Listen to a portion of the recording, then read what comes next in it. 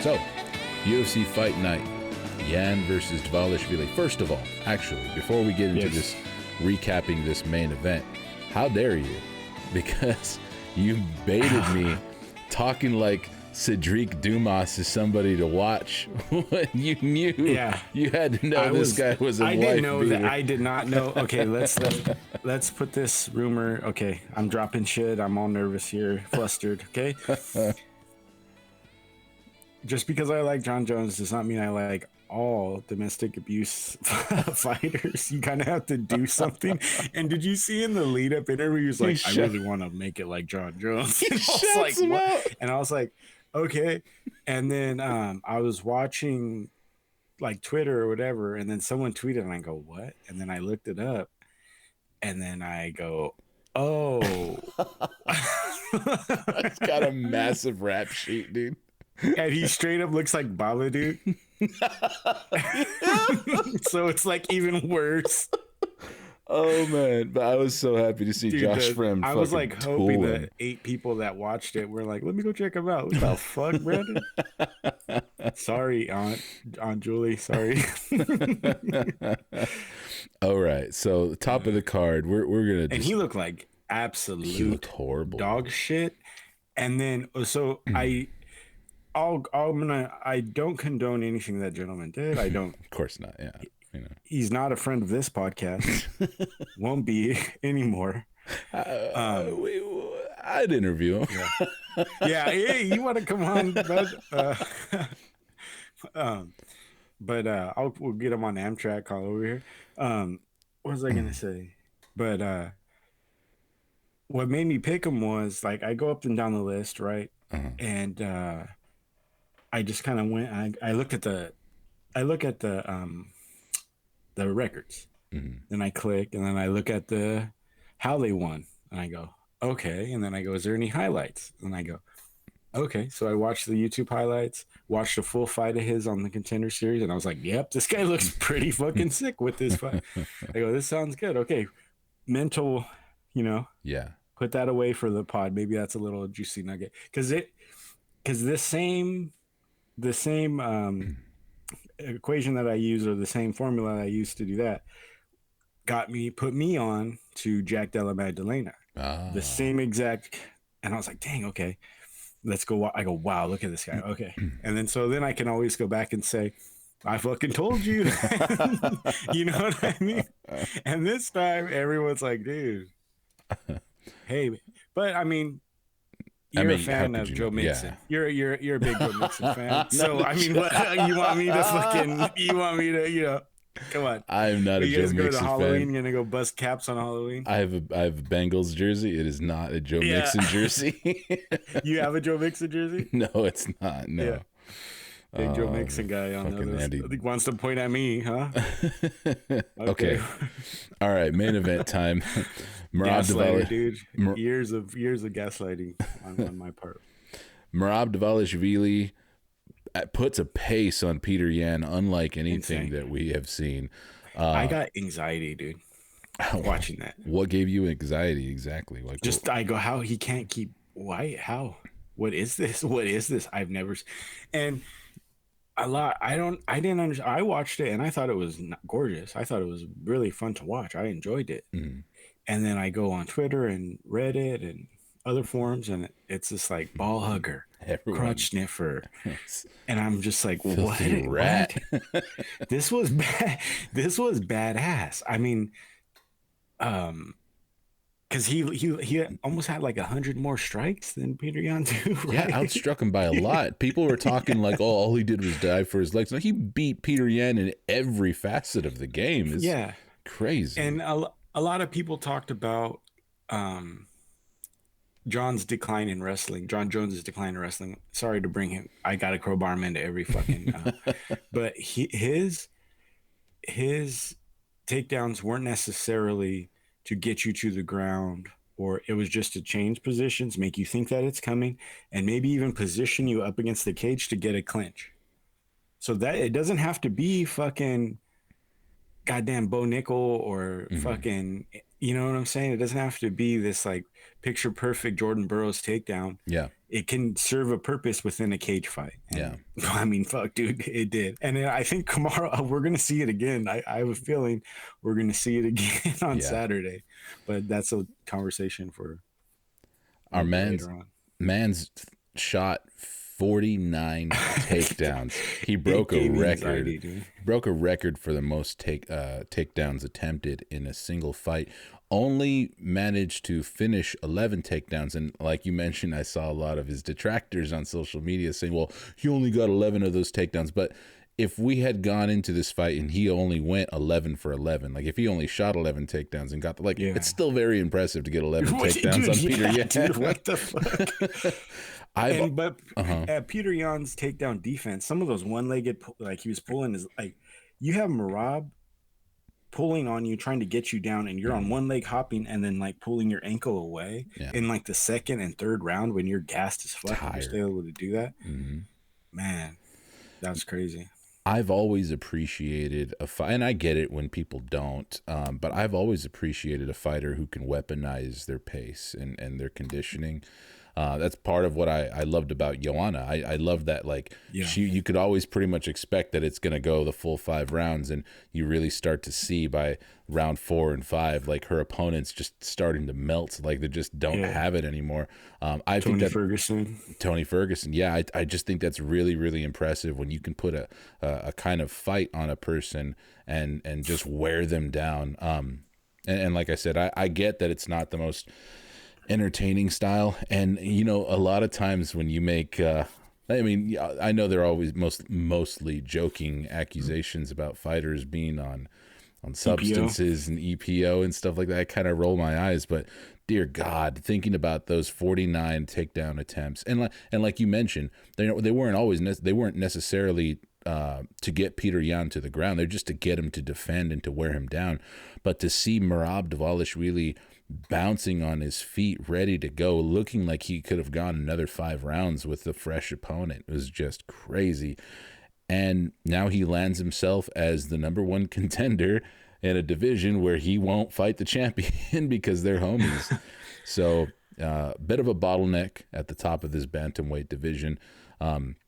A lot of people are pretty tore up about that, including Dana White, who, you know, he made his comments about, like, you know, we've seen what happens when guys do that. I would advise against it. It doesn't really bother me that much, I guess. It does bother. It bothers me, not to the point where it's like, what the fuck, like I'm like mad, but it bothers me just because it's such a stacked ass division, and I don't, anything that could make any little bit of a log. There's guys like Chito Vera, you know, Sandhagen, fucking Jan himself, you know, again. Yeah. It's just so many guys that deserve a shot. You really want to see them get their due and be able to get in there and get a chance as quick as possible. And if you got these guys just like, oh, we'll just wait. Yeah, it's just not the best thing, but I get it. But I guess the reason it doesn't really concern me, and it should, because I'm a Merab fan. Like, I wasn't happy about the Jose Aldo fight, but I've been a fan of Merab for a while. And it's funny, I went back and I listened to our previous episode, and I fucking did that thing where before either of us actually made a pick for this fight, I transitioned to the next fight because I was listening to it again. I was like, son of a bitch, I did it again. But I picked Merab on verdict, and I think you had kind of alluded that you were going to be picking. Yeah, not that I'm like, ooh, eat your crow or anything. No, I did. No, I. It's a fair ass pick. Yeah. No, for sure. I wholeheartely own that. I, you know, thank God. You know, I'm sober as far as betting. My counseling's been going great. Those 1-800 numbers that you see on the ads, they do work for people. But part of the reason I'm not so concerned is I don't necessarily think that Merab is going to hold up the division, because I think the UFC is just going to give whoever they want the title shot over him. Like, I don't think they're necessarily going to be matching up guys against him on their way to the title, like Sugar Sean.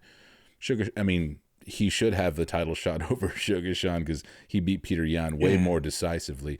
But I don't think that the UFC is going to go like, well, sorry, Sean O'Malley, now you got to fight Merab to get to Aljamain. Yeah. I think the guys who are going to get their title shots are going to get them, and they're just going to leave Merab on the shelf to, they're going to match him up with whoever they want to punish, basically. If anyone ever ends up on the UFC's shit list between now and whenever Merab or whenever Aljamain isn't the champion anymore, they're going to end up having to fight Merab, and Merab's going to be the guy who's going to send guys to the glue factory, basically. Yeah, Dvalishvili going to come back like, guys, the shoulder's fine. I'm going to integrate him back into the. Can I get a fight? Yeah, we got one right here. Yeah, here you go.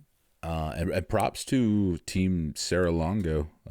They got those guys are crazy, dude. The number he's crazy. He was just standing there bouncing. Mm-hmm. He was standing there bouncing in the corner in like the third round, just jumping around. And they're like, do you want water? He's like, no, I don't want water.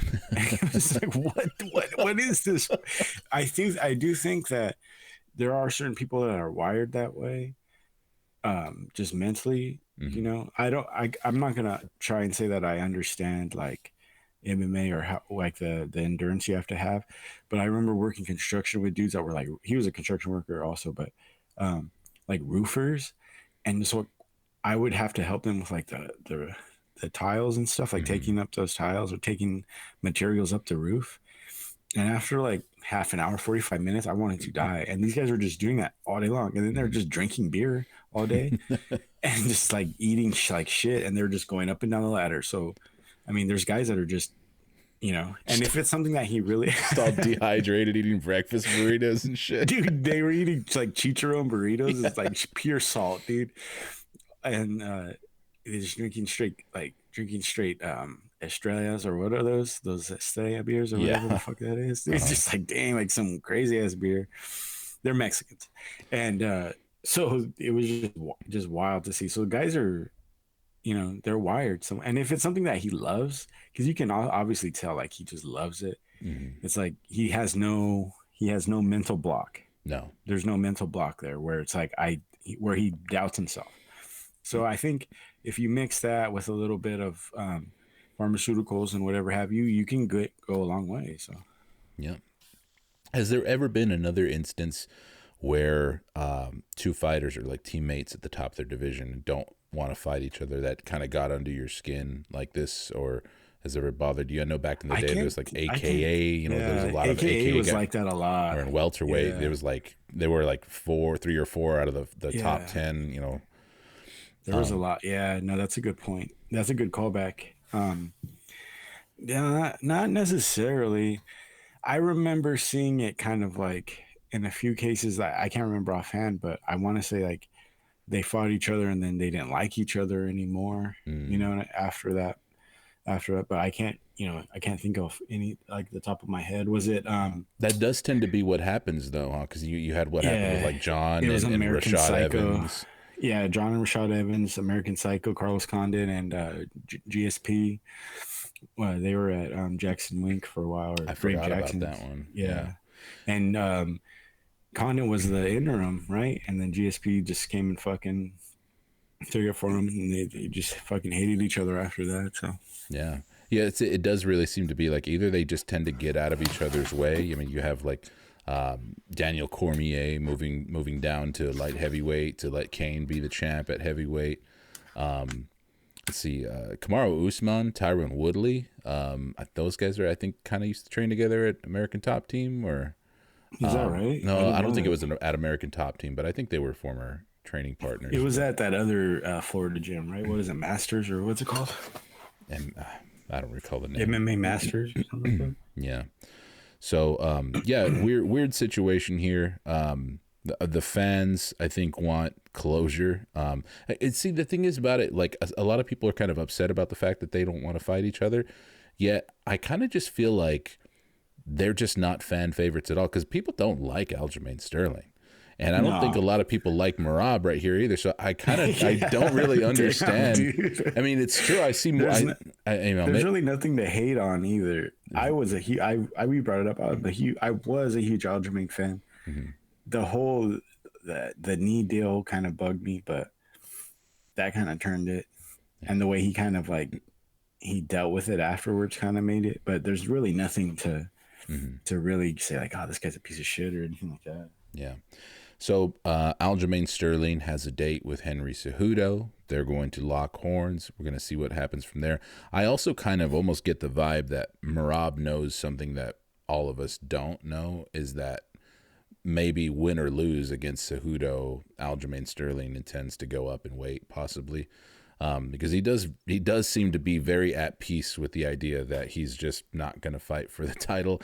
Yeah. And he might not give a shit what fans think or anything like that. But at the same time, I think Georgia wants a UFC champion. I mean, his country fucking rides hard for him. And I'd like to see him get a belt for his country. I don't think there's ever been a Georgian champion before. So that would be pretty dope. Petr Yan has now lost 4 out of his last 5 fights. Did not think that we would see him in this position. Just very recently, everything seems to have gone downhill for him ever since that Aljamain Sterling illegal knee that you mentioned. What kind of fight would you like to see Petr Yan, or what kind of matchup would you like to see for him to kind of get him to build up his confidence? Yeah, we were joking around. I'd like to see him fight Dominic Cruz. That's a good one. That would be pretty cool. Yeah.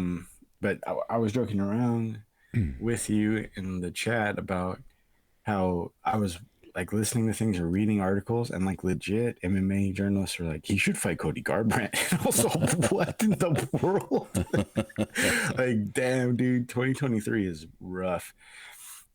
And then a lot of people don't even really think he beat Sandhagen, right? A lot of people think it was close enough to where Sandhagen probably could have took it, if I'm not mistaken. So it's like he's lost 4 out of 5, and then the one that he won was kind of like, oh, maybe. Yeah. I thought he beat Sandhagen. I don't really remember much about how that fight went, but I have heard some people say some crazy shit. Even other MMA media members say that, like, I could understand if some people think that technically Petr Yan should be undefeated. I'm like, what the fuck are you talking about? Yeah. I thought he lost the rematch with Aljamain Sterling. And then the Sugar Sean fight was really close. I could understand if people thought he won that fight. There's a little bit of a case of like the whole, like, were people just overvaluing Sean O'Malley's performance because they weren't expecting him to do very well in that fight to begin with. But yeah, a little bit of a crossroads for Petr Yan. He posted the most unintelligible paragraph of an explanation. Well, I think it was translated that way, right? Like translated real weird.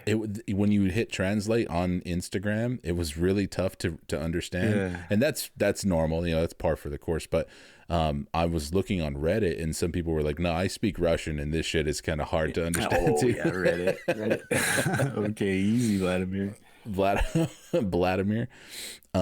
So yeah, I think he was kind of alluding to the fact that he might have had some kind of an injury coming into this fight. We'll wait and see if there's any more verification about that. But I think it might be a little while till we see Petr Yan back. He might have to do a little bit of rebuilding and get back in the lab. Co-main event: Alexander Volkov versus Alexander Romanov, the War of the Alexanders. And my Jesus gosh, Christ, how shit. Terrible fucking take I have. This guy, he embarrassed me. I take the domestic abuser, and then I ride the Moldovan bear's balls into that. Thanks, boys. Oh, he gets knocked out. Alexander Romanov gets knocked out in round 1 by Alexander Volkov, who, yeah, man, okay. I think my biggest takeaways from this were how out of shape Alexander Romanov looked. I mean, he's always been a big, sloppy, portly boy, but not long ago, a few fights back, he was actually looking kind of like thin, like he had been slimming down and was looking fit and more muscular. But he just looked really flabby in this fight. I mean, he looked like me. So yeah, it was a weird fight to watch. I'm kind of wondering what's going on with him. I mean, not to harken back to the whole idea of potential injuries there, but I wouldn't be surprised if he was potentially sporting some kind of injury coming into this fight, because he just did not look like himself at all. But it was a short fight. I don't want to discredit Alexander Volkov. I mean, I don't think anyone else has knocked out Romanov, so he still gets his due. Let me see. Romanov, has he been knocked out before? Actually, yes, he has. Who knocked him out?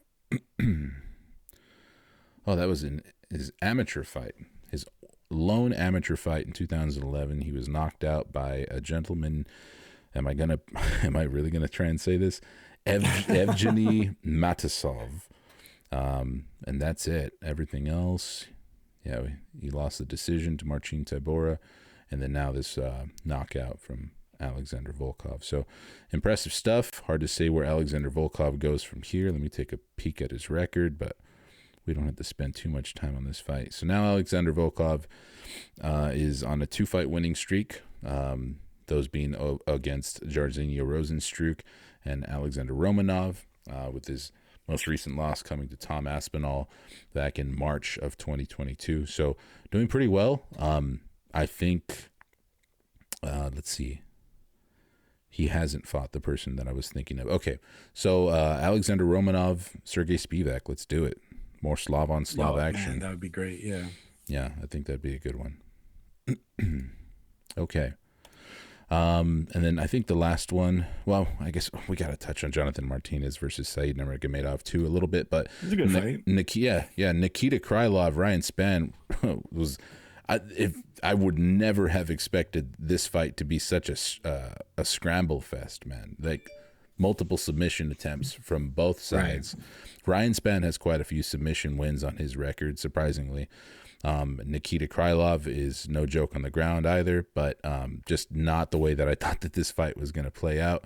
Nikita Krylov gets the triangle submission, the triangle choke in round 1 over Ryan Spann, and Ryan Spann tapped really fast. They were just, both of these boys were just in a flow state. It's saying 215. Was this a catch weight? Did somebody miss weight? I guess because he he got real sick, right? Oh, that's right. It was rescheduled. And they didn't want him to have to cut too much weight, or. I think we had this exact same discussion on the breakdown. Yeah. So Nikita Krylov shows out real big against Ryan Spann. His record improves to 30-9. A wealth of experience does Nikita Krylov have. And he's on a 3-fight winning streak over Ryan Spann, Volkan Ozdemir, and Alexander Gustafsson. How crazy is it to think that in late 2023, early 2024, we could be talking about Nikita Krylov as a potential contender in this light heavyweight division, man? It's wide open. Not as crazy. I guess when you really think about it logically, I guess when you say it out loud, it does sound crazy. But when you bring up the record, you kind of bring up his good and bad history. You know, it's not all like just straight to the top, you know, to the moon. But he's solid. And for that who's Jamal Hill gonna fight? You know what I mean? Like who's really like knocking at the fucking door right now? Yeah, they gotta line him up. I mean, Jan Blachowicz isn't getting any younger, you know, so he's probably not long for this game either. I think he's 38, 39. And let's see, how old is Nikita Krylov? Nikita Krylov is young for light heavyweight. He's 30. So he's going to be around for a while. And I always tip my hat to experience and veteranship. And this is a guy who has that. He has a lot of that. I think he fought a smart fight against Ryan Spann, a potentially dangerous fight too, because, you know, I would have thought it would have been more dangerous on the in the stand up, you know, to try and stand with Ryan Spann though, and he wanted none of that and took it right down and met some resistance from Ryan Spann. It was an entertaining fight. I got to give credit to this fight because it's not ever what we get from light heavyweight. And I was entertained by it because I was just constant, like, what the fuck? This is happening? I mean, Ryan Spann had a pretty deep guillotine. Was it a guillotine? Yeah. He had a really deep guillotine on Nikita Krylov that I wasn't sure that Krylov was going to escape. So, props to both of them for kind of like breaking the mold of what we expect from a light heavyweight fight. It certainly didn't look like Vitor Petrino. That guy's a hoss. Yes, he is. Can I kind of like crowbar a couple of things in? Yeah, anything to you the want. Vitor Petrino thing. Mm-hmm. It was really pissing me off with DC's his fucking commentary was, so Vitor Petrino was going balls out grappling, which he's a striker, right? And he was going balls out and he was getting out of stuff. He was like exerting a ton of energy to get out of. It's like, oh, you have my back with a body triangle? Nah. Yeah. I don't give a fuck. I'm just gonna twist in an ungodly way and get out of it. And then he was just going for takedown submit. So he was like slamming them. He was just fucking scrambling like a madman, right? And DC's like, oh, he's exerting too much energy. He's gonna be gone. He's gonna be gassed. But it never happened. I mean, he looked tired, but it never happened. And then it happened earlier too, in that previous heavyweight fight. What was the guy's name? Was it Carl Williams? Is that what the guy's name was? Carl Williams and Lucas Bresky. Yeah, Lucas Bresky. Well, Carl Williams was just chucking homie around for 3 rounds, and DC was saying the same thing. He's like, he's but then in the 3rd round, he's on top in a favorable position, raining down. And then there's like 18 seconds left, 19 seconds left. And DC's like, man, he's giving up so much energy. If Bresky can get up, and it's like, dude, there's 17 seconds left. You've been saying that all fucking for these 2 fights, dude. It was pissing me off. It's like, what is he supposed to do? Like sit there and breathe for a minute? And then it's not fucking a circuit training, dude. It's like you have to go through the whole fucking fight. And I get not like completely blowing your wad, but those guys looked fine, and it was a 3-round fight. They looked just fine, dude. And then in between that, they're like, oh, DC just got an order of fries. And so like he's eating fries, saying these guys need to be careful, they're gonna get gassed. And it's like, I'm not even joking. That's not even a joke. Like they said, like, whoa, he just got fries. Did you see that? So it's like, what the fuck, dude? Shut up, dude. Just shut the fuck up. Like, take it easy, dude. Oh yeah, you're absolutely right. I did notice it a few times throughout the card, and I did notice it specifically in that Carl Williams versus Lucas Bresky fight too, where he was saying, well, if he doesn't put him away here and he lets him get back up, he's going to be in real trouble because he's gassing himself out here. I have to admit, in that one instance, I agreed with him, or I thought that would be the case also, because I thought like this guy is gonna be real fucking tired if he doesn't finish it here. He looked tired, but I mean, it's one, and it goes back to Drakus. You know, it's one thing to look gassed. It's another thing to perform and well, actually be gassed. So let these guys look tired as long as they're still fighting. And ironically, at the top of the card, Merab Dvalishvili just says, fuck everything. Fuck all DC's logic for the entire night. And just because he's, the whole night he was just like, don't wrestle, guys. You're going to get tired. Yeah. Crazy, man. Right. That's what I was like, what? What are you talking about? It really frustrated me in the Carl Williams fight because he was doing great, and then he came out in that, was it the 2nd round, and just fucking straight gave him the fucking crippler, the Chris Benoit fucking suplex, dude. Just that fucking wild ass. And Bresky was like, "What in the fuck?" And then DC, it looked sick as hell. It was badass. Obviously, that scored a huge amount of fucking points. Yeah, got him into a favorable position. DC's like, no, you're gonna get tired. It's like, what's wrong with you, dude? It was making me mad. I think I know what started it. I think it might, and funny because it had nothing to do with wrestling, but Victor Henry, I think that's where that narrative got started for him, because Victor Henry was looking like was putting a pace on Tony Gravely in round 2. I was looking like, man, Victor Henry's just fucking firing on all cylinders. He looks amazing. Yeah. And in round 3, he slowed down quite a bit. I mean, his form was still good, but he just wasn't fast enough to kind of get out of the shots. And he still won that fight. It was a split decision, hard. That was a close fight. Hard win.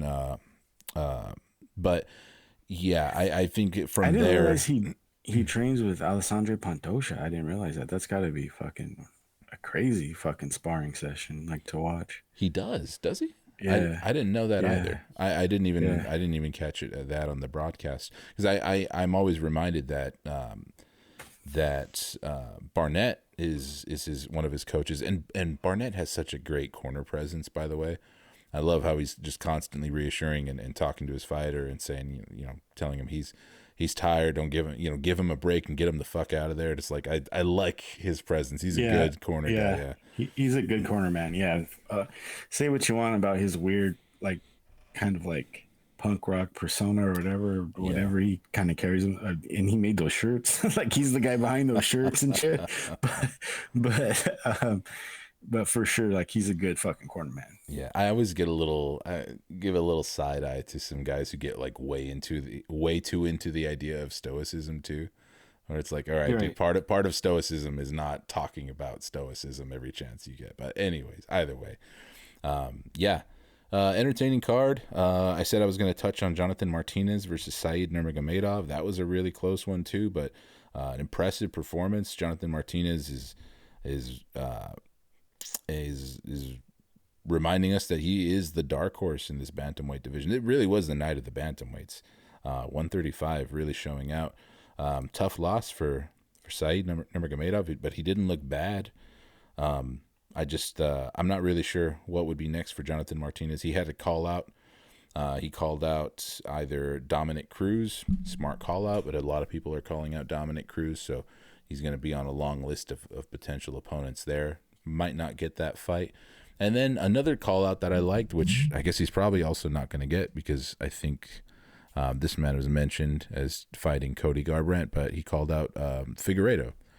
He said that little guy coming up, and I was like, Figgy's going up to bantamweight, huh? Ooh, Peter Yan Figueiredo. Oh, whoa! Welcome to bantamweight, cocksucker. Should have stayed in the salon, dude. Yeah, so really excited. I'm going to be keeping a close eye for the next, for any Jonathan Martinez fight news coming forward. I like the guy. I like that he's doesn't say a whole lot, just fucking super quiet fucking killer. Technical, very very aesthetically pleasing to watch him. Just engage in mixed martial arts. Very very good to watch, like a palate cleanser. That was a really good like a palate cleanser type fight to watch, the way those guys kind of go through it technically. Yep. Are you ready to talk about some UFC 286? Let's do it, dude. Let's go. All right. UFC 286, the Octagon returns to London, England, the O2 Arena, for Edwards versus Usman 3. This is a fight that even I have to remind myself sometimes is the trilogy. Because I'm gonna be honest, I didn't watch the first one. Very, very aware of the first one. I've seen the first one. Now I watched it again today on the treadmill on YouTube. They're wearing the tights and everything, and man, Kamaru was way different. Fighting style, like to kind of it was just a little. Leon wasn't as different to watch, but if you watch like old highlights of like maybe baseball players or football players, and they just looked way like their stance or the way they kind of their body language, Kamaru looked a little I mean, he was obviously there, but he was way different. Maybe it was a lot of injury since then. But. Let me see. I'm gonna pull up his record and see how far into Kamaru's career that fight was. Leon Edwards was his 1, 2, 3, 4, 5, 6, 7, 8, 9. Was his 10th opponent. Although it says 6-1. Oh, they're not counting those ultimate fighter fights. But I mean, those are fucking fights too. But he was officially his 7th opponent. So or his 8th opponent, excuse me. So pretty early in his career, and he's had a lot of time to change and kind of find himself and kind of grow as a fighter since then. Certainly has fallen in love with the power in his hands since then also. There's a lot of narratives surrounding this fight, particularly about Kamaru Usman. I see a lot of people asking, I mean, it's been about 7 months since their second fight. And I see a lot of people saying, well, how do we know what Kamaru is going to look like coming back, after being knocked out like that? He was out looking up at the lights, looking into the ether. So a lot of people think that might play a factor in this fight. Also, their first fight was at Elevation in Salt Lake. So there's some people who think that this might look different because of that, because this is going to be happening in London, England, and elevation isn't going to be a factor. I think we have to kind of consider how both of them are going to adjust and what they're going to be coming into this fight doing differently. Kamaru Usman, I think, was a lot of people know that he was comfortably winning that second fight. And he's even come out and said as much, that he intends to remind Leon Edwards about how well he was doing and that he was taking his soul in those first 4 rounds. I don't know about taking his soul, but I mean, Leon Edwards did. I think look it was more the bit... elevation. It was more the elevation that took pretty much everybody but Merab's soul that night. So, how do you see this trilogy playing out? He's gonna wash him 3 rounds to 2, Kamaru Usman, and I don't know how I'm giving Leon those 2. Oh, really? 3-1, yeah, but it's gonna be a wash. What do you think tactically Kamaru Usman is going to do differently in this fight? He's going to turn back to Kamaru Snoosman. Marty Snoosman is going to be in full effect, dude. Double knee sleeved. Fuck, dude. There's no, dude. I hope Leon was wrestling. I just hope he's been. I mean, I'm sure he has, but I hope. But I think so. To play back on myself in this breakdown, because Leon Edwards is more than a deserving champ. He's by all accounts been a great guy. I've really enjoyed watching him fight before. Getting to watch him again, like on this lead up to this, it's really nice to see a dude really put himself in position like that and have it all work out. It doesn't always work that way for a lot of guys, and he waited a whole fucking year for that fight. He was like, I'm not fighting these fucking losers, dude. I deserve it, and he was right. Yeah. And then if he would have taken that long off and lost the way he was losing, it would his career would be like, that kick was just everything. And they kept saying it in the last. They're like, headshot, bang, Kamaru Usman and Leon. That's all they said, all in the last card, like to promote this fight.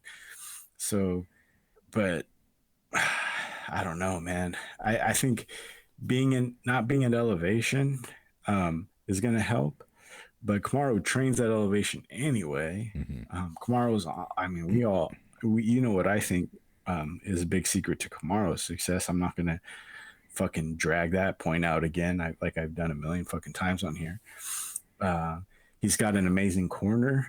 He's got an amazing training partners. He looks confident as hell. He looks like he's just like, fuck. And he took it, kudos to him for taking that loss like a champ, like a literal champ. He was just like, hey man, fuck, that shit sucked. That was a last second Hail Mary, so nothing you can really do. So, but I think you remember we talked about him, and this is gonna come out of nowhere. But our favorite Mexican fighter, Julio Cesar Chavez, I think we brought it up on here. Fuck. Okay. No, he had a last second. Let me look it up real quick. Julio Cesar Chavez had a last second knockout of, let's see, not Junior. Last second knockout. And you have to go see this fucking fight, dude. You have to see Meldrick Taylor. Okay. Watch Meldrick Taylor highlights first. And watch Meldrick Taylor's Olympic run. This guy looks like a fucking video game. He looks like he's amazing, right? And he was just putting it on Julio Cesar Chavez, putting it on him. And he said in interviews after, he there's just nothing I didn't want to take. He didn't stop in that last round. They're like, dude, he could have jogged around the ring and took his pants down or whatever and won that fight. He was just all over Julio Cesar Chavez's ass. It was a masterclass in boxing. And he just said, nah, this is my style. I fight in the pocket and I'm going to go. And so he was trading. And then a couple seconds left and Julio Cesar Chavez knocked him out, and it was it. And it was like, no, dude. And it would have been a way different career path for both of them. Like, wait, because Julio Cesar Chavez was getting fucking dismantled in that fight, and Taylor, everyone, I mean, everybody up into that fight, because I watched it with the original commentary and everything. Everybody was like, "This is passing of the guard, the great American champion, Olympic champion, America's next superstar," and then boom, that's it. And Julio Cesar Chavez continued. He pushed that out, and his career, we all know what happened. Have you really heard of Meldrick Taylor since until I brought it up today? This might be the first time I'm hearing of him. Boxing hardcore is, he's Olympic gold medalist. Dude, please watch his Olympic highlights before you go to bed tonight, please, dude. Okay. But so maybe that mental thing is, maybe Leon just, it's in his head now. I can beat him. He's not gonna fucking do anything to me. So maybe something like that can really be all of that you really need. But I would say, and if it was just a pure striking, but it's MMA, and Marty's like, damn, he's a fucking really good fucking wrestler, dude. Like world fucking class. So yeah, like you mentioned, he's gonna go back to being Marty Snoozman, and that was gonna be the same thing that I was gonna say. I think that he's gonna make an adjustment here. He has to know, we can't mess around in this fight. We now know that Leon Edwards has the tools to take me out if I think that I'm just gonna coast in there with him. Can't let that happen. And while we're at it, he took him down too. He took him down though, that first round. Yeah. And while we're at it, let's not even give him a chance to do that. I do think that he's going to go back to his wrestling for this fight in particular, because like I'd mentioned before, he was a guy who kind of did fall in love with his hands. We saw him, when you break Colby Covington's jaw and knock out George Masvidal, you should be confident with your hands. Right. He's got the power to get it done, against anybody in that division probably. But yeah, he got humbled a little bit. That's another thing that a lot of people were talking about, that it seemed like Kamaru Usman was getting a bit distracted, late into his title run. He was already 7 defenses deep, or was it 7? Yeah, I think he was 7. Doing really well, but he was talking about, I can go up to light heavyweight, I'm gonna box Canelo and all of this shit, and was possibly, I think it's valid to say that he might have been looking past Leon Edwards a little bit. The first 4 rounds of that fight didn't indicate that, but the result was what it was. But I think that he's going to be working with Justin Gaethje a lot in the gym, who's also on this card. Both of these boys better be working on their wrestling to deal with both of these opponents, especially Justin Gaethje. By the way, old boy's gonna have a long it's gonna be a long Saturday for that cross-eyed weirdo. Yeah. But before we get to that, let's go ahead and do our official picks for this Kamaru Usman versus Leon Edwards fight. I'm gonna also go Kamaru Usman. I'll be as cool as it would be to see Leon Edwards get it done in front of his hometown crowd. Like, that would be pretty awesome. But it's gonna take something special for him to replicate that performance. And I think Kamaru Usman's really gonna leave no stone unturned in making sure that he's gonna punish the shit out of Leon Edwards for that. Yeah. He's gonna make a statement.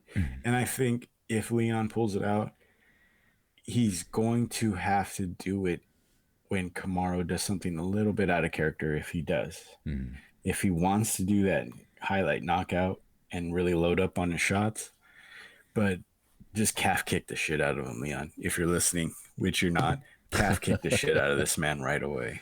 Yeah. If it becomes apparent right out the gate that Kamaru Usman came to wrestle, he's going to need to try and eliminate that shot, work on those legs, and make it tough for him to do that. And it's, both of those strategies kind of counter against each other really nicely too, because if Leon Edwards wants to kick out the legs of Kamaru so that Kamaru can't wrestle, well, the best way to crowd the kicker is to fucking wrestle and get in close and clinch up and catch that leg. So it's almost like a little bit of a double-edged sword. But yeah, both of us smashing smashing what? I don't even know what the fuck I was gonna say starting that sentence. Yeah, we're both Gabby Garcia. You're thinking about Gabby Garcia. Tell the truth. No, I keep on wanting to smash Gabby Garcia. I mean, I keep on wanting to say. I can see the for the people listening at home. I can see the reflection in our buddy's glasses here, and he's got Gabby Garcia in 3 tabs. He's just eyeballing it. Gabby Garcia Nogi. I'm looking at his browser history right now. You're disgusting. Those are photoshops of She-Hulk. I keep wanting to say smash the over, but that's the totally wrong term. That's a like betting term. But anyways, yeah. So we're both going in on Kamaru Usman. Now on to this co-main event: Justin Gaethje versus Rafael Fiziev. This one I think we might have a little bit of a differing opinion on. But this is the banger of the card. And at co-main event, oftentimes when we're talking about like banger of the card, we want to dig a little bit deeper, and sometimes it might be something on the undercard, but this one is going to be fireworks. Justin, the highlight Gaethje versus Ataman.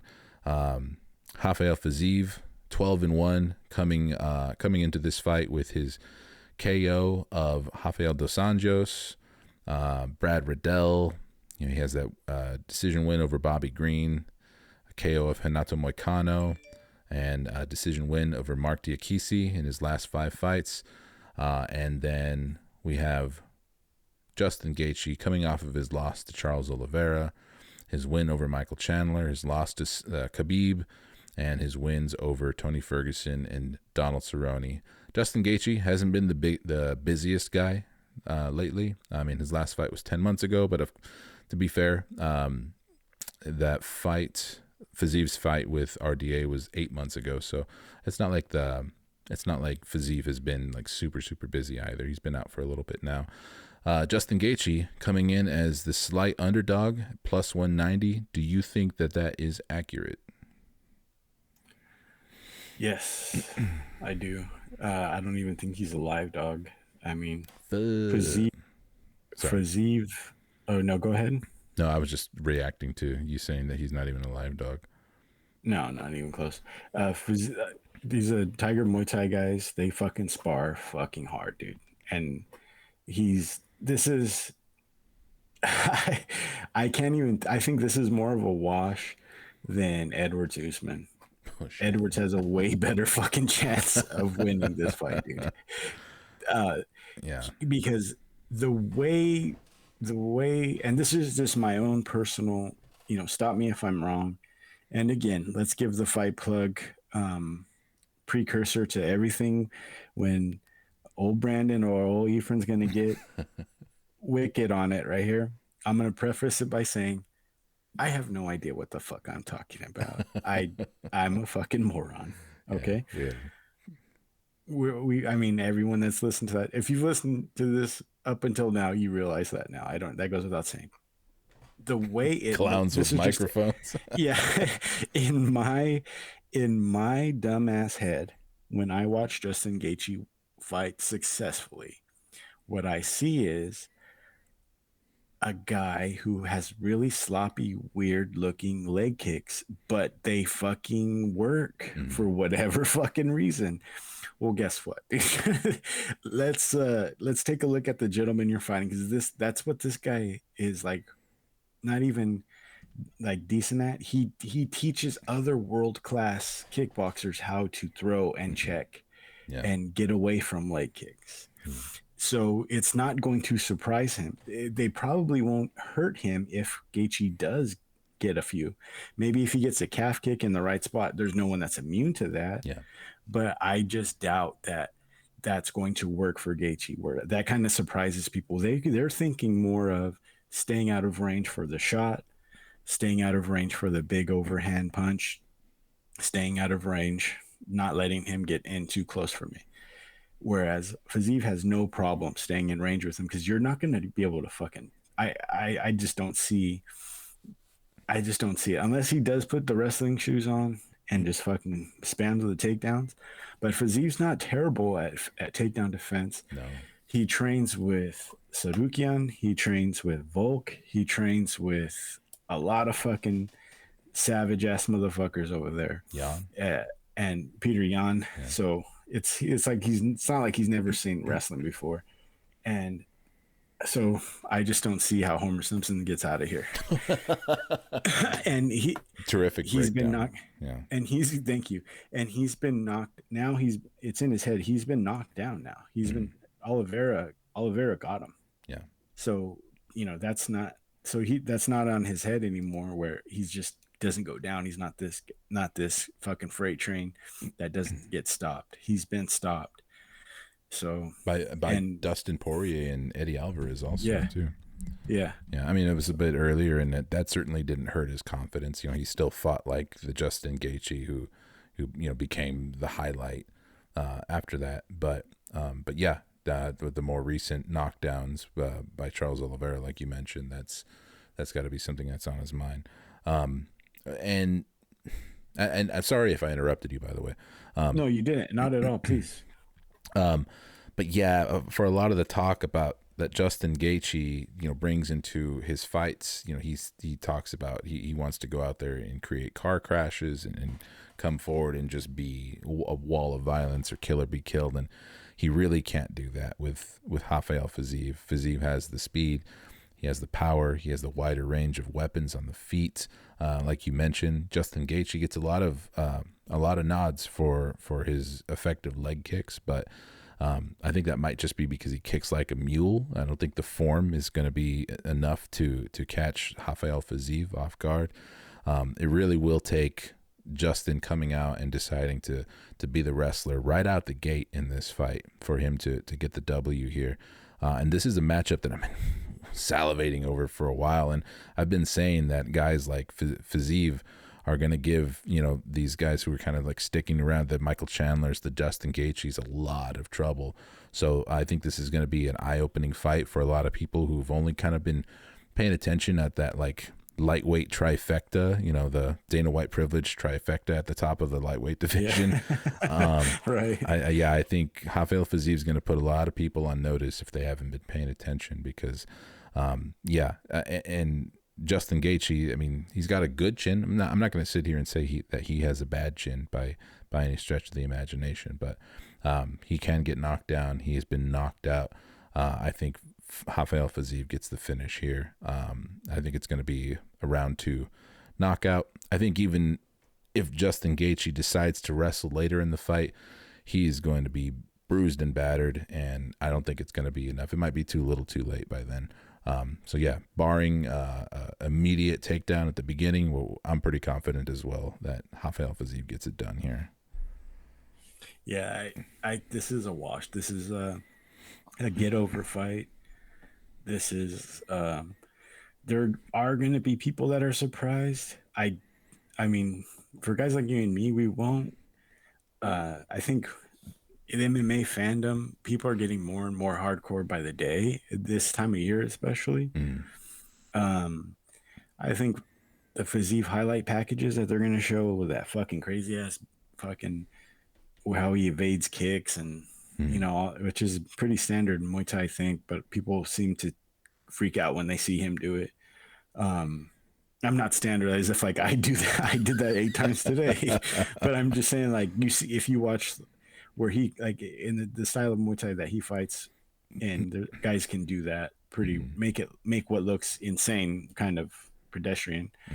Yeah, his defense is what his acuity and his defense in the pocket is like unlike anyone else in the division, and that's really saying something. Yep. All right, I'm going to run down the rest of the card really quick. And he's a certified man dime also. yeah, he is. All right, other fights that I'm excited about that we're not going to break down, but I'm just going to mention. WMMA on the main card, Jennifer Maia versus Casey O'Neill. Very curious to see what Casey O'Neill is going to look like coming back from a long layoff due to knee injury. She has a really good top game, and I'm excited to see if she can get Jennifer Maia down. Jennifer Maia's got a lot more experience. Jennifer Maia has as many losses as Casey O'Neill has fights. We're talking 29-1 versus 9-0, and it's hard to look good against Jennifer Maia. I don't know how many Jennifer Maia fans are there out there, but that's going to be an interesting fight for me or any other WMMA fans. Of course, Marvin Vettori versus Roman the Pipe God Dolidze. If any, you know what, we can break this one down if you want a little bit, but I'll just ask you, down. Roman by KO, sub, or decision? I think that our buddy, man, I want to take Vettori, but I think he's just so stupid. I think he's going to try and take Dolidze down because Dolidze's not going to. His defensive grappling is so good, and I think if he just stands and strikes with Roman, he can win outright. But if he tries to wrestle and like try and get a takedown and gets into guard or gets into a scrambling position with Roman, the Pipe God, he goes down and he gets his arm taken or he gets his fucking knee popped out. And I have a feeling that might happen. Marvin Vettori coming into this fight as the moderate favorite at -275. Roman Dolidze +220, and I get it because nobody has finished Marvin Vettori. Another fighter who is hard to look great against. He's well-rounded and he is stubborn as all hell. And I think you're right though. I think that stubbornness is a little bit of a double-edged sword here because I think Marvin Vettori wants to and should close the distance and want to kind of like smother Roman Dolidze up against the cage, but not take the fight to the ground. Because we've seen that Roman Dolidze is a really crafty and creative submission finisher. And I think that is probably where he has his best shot against, at being the first person to finish Marvin Vettori. I wouldn't be surprised if Marvin Vettori comes out with the win here. I do think that these odds should be a little bit closer, but I agree with Roman Dolidze being the underdog though. Because Marvin Vettori has just proven more in this middleweight division. Yeah, he's been in some big fights. Yeah, he has. It's true. He's been under the brightest lights, and Roman Dolidze. Also, I mean, their records aren't as different as the previous fight that I mentioned. 12-1 for Roman Dolidze versus 18-5. Roman Dolidze coming off of a 4-fight win streak over Jack Hermanson, Phil Hawes, Kyle Dawkins, and Laureano Strapoli, 3 of those being finishes in the most recent ones. And Marvin Vettori coming off of his decision loss to Robert Whittaker, Paulo Costa, Israel Adesanya, Kevin Holland. I mean, those names that I just read off for Marvin Vettori. And crazy, yeah. And you just really got to respect like the almost like delusional fortitude of Marvin Vettori. I don't even want to call it delusional, just the hard-headedness. Obviously losing those fights with Israel Adesanya, and still right up until the point that the judges' decisions are read, like still thinking that he won those fights. He's a different breed, Marvin Vettori. He's very special, and he's younger. I forgot. I know he's been talking about how he's like the youngest guy in the top 10, but I wasn't expecting him to be younger than Roman Dolidze. I thought Roman Dolidze was a younger guy, but he's 34, and Marvin Vettori is 29. It's a close fight. This is going to be an entertaining one for sure. Not one to miss on the main card. Yeah, for sure. That's a big one. I'm excited for that. And on the undercard, Muhammad Mokaev is back against the debuting Jafel Filio, possibly. I'm not sure how to pronounce his name. But Muhammad Mokaev, a guy who a lot of people have pegged as a future champion at 125 pounds. 22 years old. Fuck. Very young. That's one guy I want to bring up on this card. I don't know if you've noticed, I've been looking at my phone because I've been looking at his criminal record to make sure everything's okay before I say his name. But I mentioned him on I think he fought on the last card in England, I think it was the one where Molly McCann had her like spinning back fist or whatever it was. Yeah. But Ludovic Klein, okay, the Slovakian, is a fucking. I like him a lot, dude. So I would really, and I'm confident that he doesn't have any skeletons or nothing's gonna come out. He's no ISIS connections or anything like that. Slovakia is pretty we'll see. I mean, he could be wilding out over there and we still wouldn't know it. Yeah, we wouldn't know. I don't want you to feel like you need to make sure that any fighter that you're going to mention. No, I do. After this last time, maybe the next couple of cards I'll do a little due diligence, as the boys call it. I just thought that I just wrongfully assumed that you purposely was like, yeah, Cedric Dumas, you should look into that guy. I thought that's what it was. Oh, you thought I was like playing like 8D chess or whatever the fuck? Yeah. No, dude, so not that smart. If you didn't know, I don't care. I mean, I had no idea. That's funny, but yeah, Ludovic Klein, and he is fighting Jai Herbert. Oh yeah, that's a good fight right there too. 12-4 versus 19-4. Lightweight fight there. Yeah, man. So we are right at about an hour and 1 minute. Let's put a bow on it. Great episode. Davey Grant, sorry to go back, but Davey Grant and Sunset was wild as fuck. Sorry to that like flying leg triangle or whatever the fuck, or that shit was crazy. And then they gave him the position. That was weird. Yeah, a little weird reffing in that one with the point take, but still kind of like surrendering the position. And Rafael Assunção leaves his gloves in the octagon and calls it a career. We'll see. I mean, we'll see if that's just him retiring from MMA or from combat sports in general, but really storied career from Rafael Assunção, dating back to, as far as like earliest fights of his that I watched back in the WEC. So that guy was always a factor at featherweight, and I think that he was fighting at bantamweight for that fight. I'm not sure. Either way. Yeah, I'm not sure. Either way, farewell, Rafael Assunção. I hope you got the bag. Yeah, thanks for joining me for another episode of The Fight Plug, Brandon. If you were listening and you liked our content, please don't forget to like, subscribe, comment if you got anything zany or silly goosery to mention, or if you want us to talk about anything in the next episode. Don't forget to ring the bell so you get reminded about every one of our uploads and you don't miss a single episode of our hard-hitting MMA analysis. Until next time, folks. I'll see ya. Have a good weekend. After UFC 286. All right, bye.